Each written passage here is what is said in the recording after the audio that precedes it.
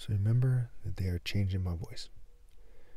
This video is about the parable of the final martial arts duel. Because after my flesh dies, nobody will have the Spirit of God in them to do true monotheistic martial arts, to truly be a religious person, to truly be a complete human being.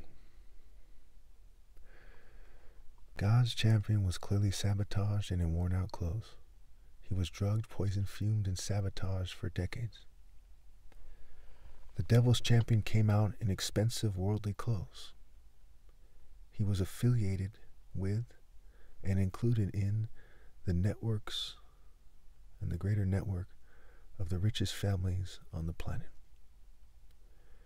He took performance-enhancing drugs, was assisted by remote technology, and many attractive females were used to inspire him to train harder. He was controlled by those who worship demons of technology and wealth and organized rape and more.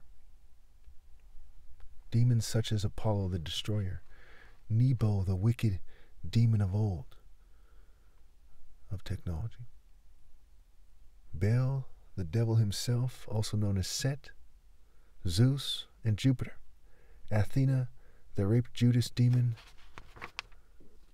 and more. The devil's son, the devil's champion, had a form of martial arts that was about presentation mostly. It also involved moving energy, brute force, and grappling. He cultivated it with cutting-edge technology. And he used that, of course, to try to optimize it. When the massive female fan club of the Devil's Champion saw God's son, God's champion, they sneered, they threw things at him, and made loud noises. They were shining bright lights on him and making loud noises because of the sabotage that he had endured. He was more vulnerable to these things. No one can be established through wickedness, you childish and senseless harlots, he said. The offspring of the wicked will be destroyed, he said. This enraged the devil's champion, and he immediately rushed in, throwing hard and rage-filled blows.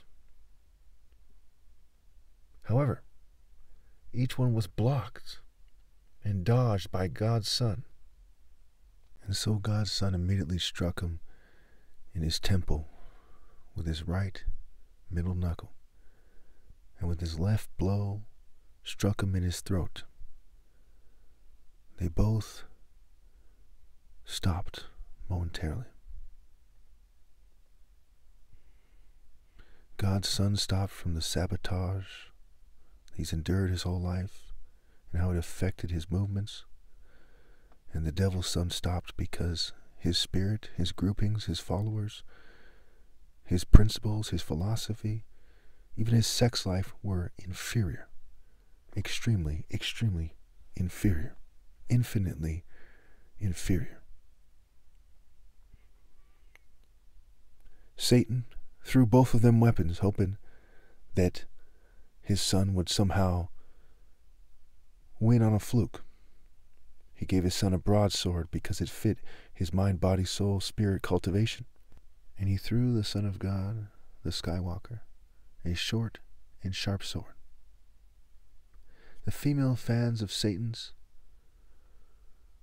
were bitter. As bitter as the most reality-stricken, bitter person that ever was. The large sword came crashing down from straight above.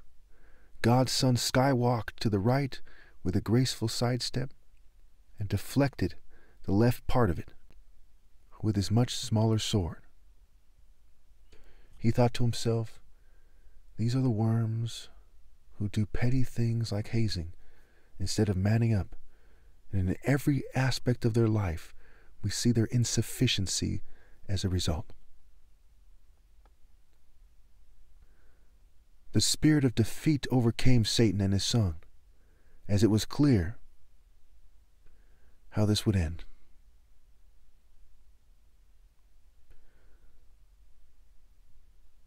Wolves in sheep's clothes tore their robes.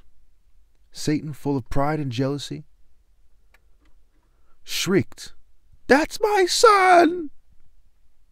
And the most attractive of Satan's son's female fans screamed that they love him, as they were full of confusion and evil, and the so common forms of false love that people hold on to with their relationships, with their families, you name it. God's skywalking son first dodged an angled strike, then moved in.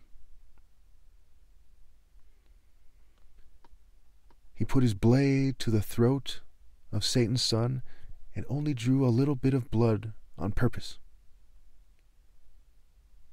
And he stepped back in order to give Satan a chance to throw his son a new weapon. Satan and his followers were permanently defeated already. It didn't matter what happened next. 2 medium-sized swords were thrown to the ancient spoiled brat, the devil's son. He screamed, "You should have killed me, and let me see you sidestep this." He stepped forward with his right foot and led with an angled blow while keeping his left sword in front of his face in a defensive position. Though he was fast, God's son was infinitely faster and the master. And he blocked both his opponent's sword attacks, one at a time. And the left sword strike was a desperate thrust. The Skywalker blocked it, while sidestepping and maneuvering to the forward and right position. He then shifted his stance and weight and sliced the belly of his opponent as fast as you can imagine, as fast as a sun ray moves, figuratively speaking. Then he launched the fastest stabbing strike ever possible through his opponent's throat. The devil's son wobbled forward, gushing blood. God's son stood still and answered the crowd's insults by saying, "The path of the righteous is like the morning sun, shining ever brighter until the full light of day. And the offspring of the wicked will perish. And how much more wicked are you who stoop to the level of sabotaging God's son, on some level knowing that you can't beat God or his son?" He then was taken up to God's right hand, never to return, and he marshaled the souls of all who had not obeyed them, as it says in John 14 and John 15, right? Those who do not love God, do not obey the commands of God or his son.